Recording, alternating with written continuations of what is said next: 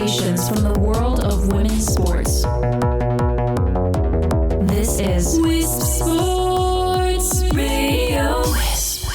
Hello, and welcome to episode 6 of Ready, Steady, Rehab on WiSP Sports Radio, where we believe that women in sport deserve equal coverage. WiSP Sports Radio is brought to you by Hyland's Earache Drops. Have you been diagnosed with an earache by a physician? For natural relief due to earache pain, fever, irritability, and sleeplessness, try Hyland's homeopathic earache drops and tablets. Hyland's has been trusted for generations to provide safe, effective homeopathic medicines for all members of the family. There's no alcohol and no sting. You can get back to doing what you love. Go to hylands.com/ear-pain to find a retailer near you. That's hylands.com/ear-pain.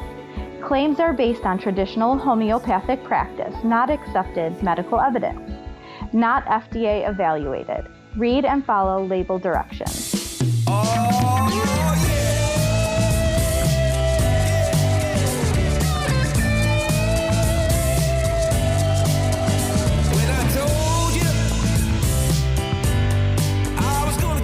Ready, Steady, Rehab is a podcast about sports injuries, what can cause them, the symptoms to look out for, and the rehabilitation process.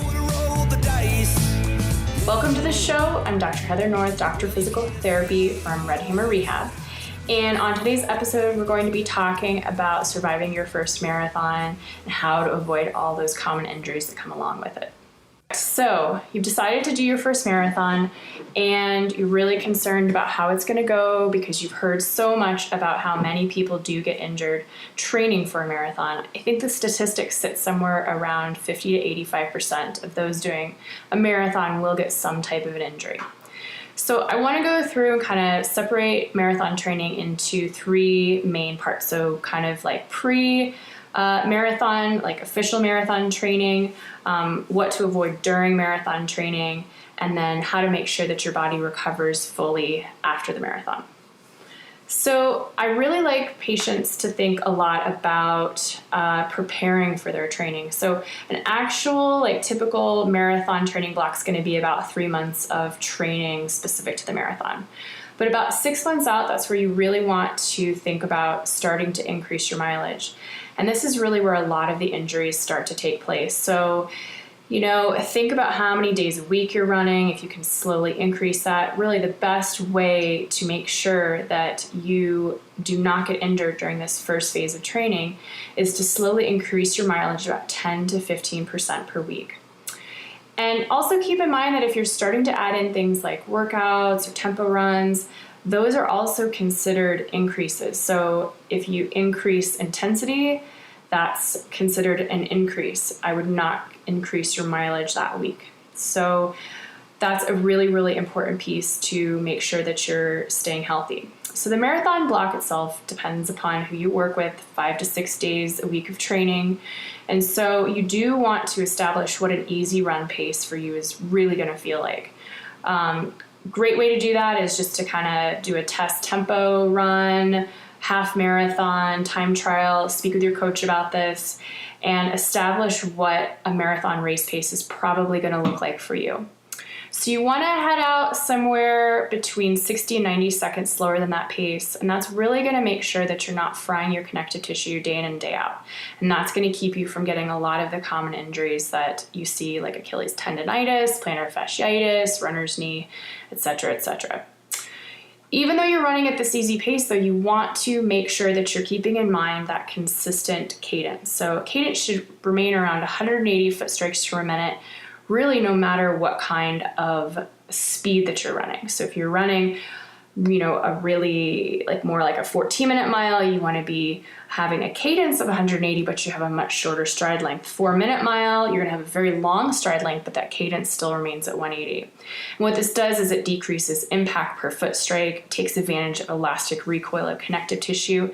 And basically what it's doing is it's keeping your body up and off the ground as much as it can. So you're spending very, very little time actually in contact with the ground. So also, in order to get a good forward lean going, you do want to think about driving those elbows back a little bit more.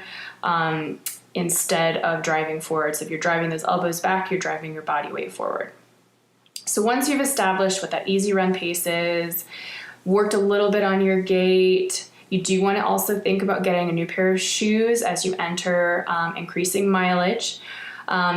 Go to your locally owned running store, and you really want to look for something that kind of combines a shoe that allows your foot to function properly, meaning what it likes to do, so you don't want to correct it too much. That's what a lot of the research is saying now.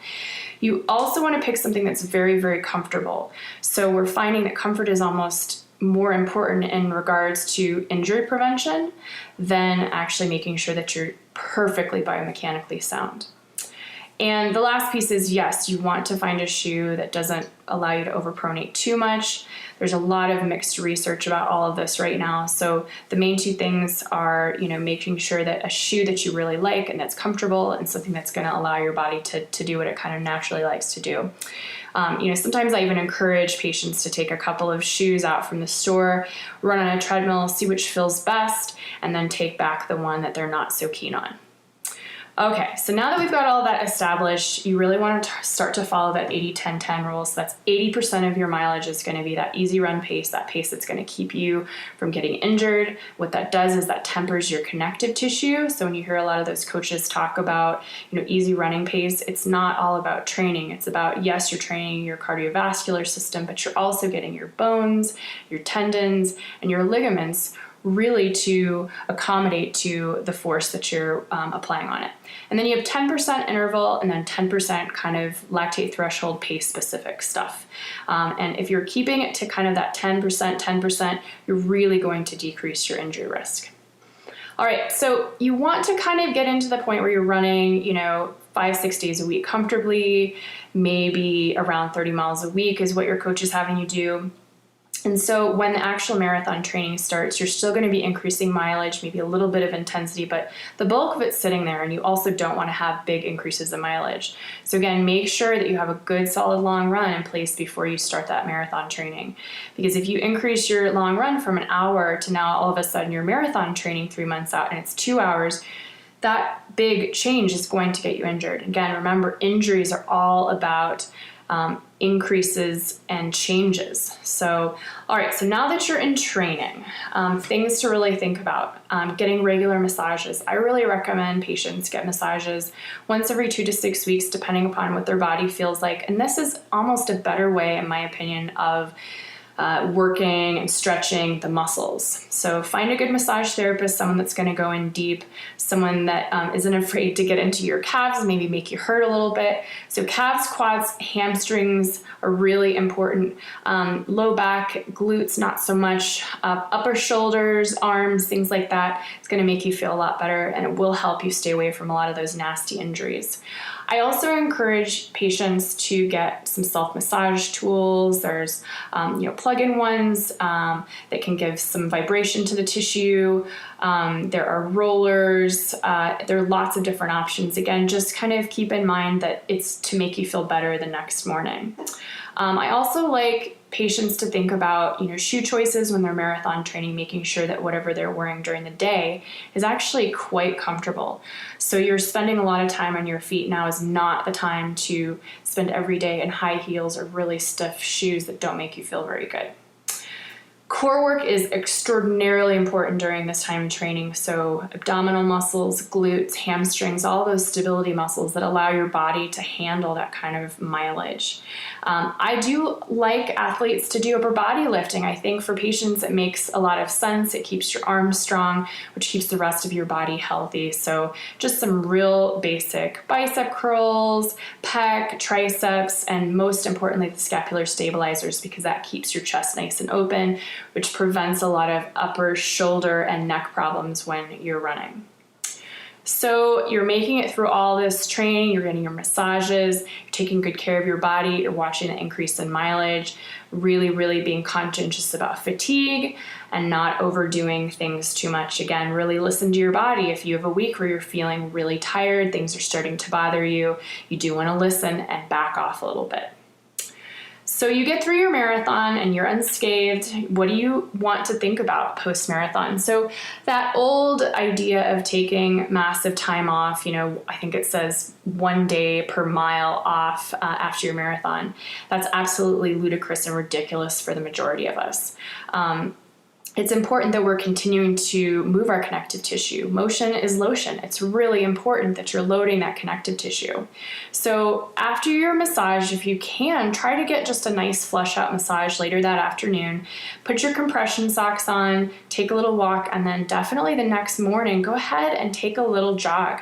It really is important to get some muscle movement, and actually all the research is showing that for that delayed onset muscle soreness, that it actually helps to decrease your recovery time by doing some movement and some work and some muscular use. So 15-minute shakeout run, maybe a little bit of walking afterwards.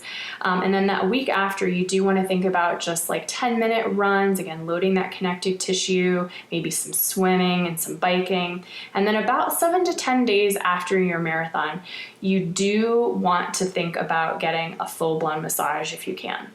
And that's just going to help flesh out anything going on, work on scar tissue that may have built up, muscle damage, all that stuff.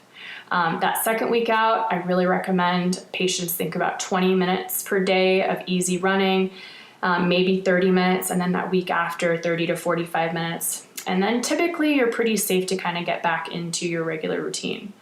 The mistake a lot of people make too is, they jump into another marathon really quickly, their connective tissue really isn't recovered and healed, and they will get injured and fatigued. And it's really important that we look at running, especially from a longevity standpoint. You want to be healthy, you want to enjoy it, and you don't want to get solidly injured. So respect the fact that there's been some inflammation caused in the marathon, you have some rebuilding to do, muscles are healing, connective tissue is healing. So don't kind of push right back into something. And then definitely get back into your nice consistent training. You're going to go back into that kind of holding pattern that you were in, the 3-month period before the marathon training actually started. Again, really preventing those injuries. The best way to do it is to stay nice and consistent. Don't overdo any one workout. Get regular tissue work, strengthen the core, and of course, most importantly, have fun. WiSP Sports Radio, the voice of women in sport. I hope you found this helpful, and if you would like more information, please visit my website at redhammerrehab.com, provided in the show notes. You can also email info@wispsports.com with any questions you may have about sports injuries. On the next episode, we're going to be talking about beating the summer heat, a little information about muscle cramps and all that stuff that you want to avoid as the months get hotter and hotter. There will also be links to this show and the notes accompanying this episode at wispsports.com. Just go to listen and click on Ready, Steady, Rehab. For more conversations from the world of women's sport, visit wispsports.com and subscribe to WiSP Sports Radio on your podcast player. You can also post your comments and share on social media. Just look for @RedhammerRehab and @WiSP Sports. Thank you so much for listening and supporting women in sport. Thank you to our brand sponsors at WiSP Sports Radio. Please visit them at hylands.com/ear-pain.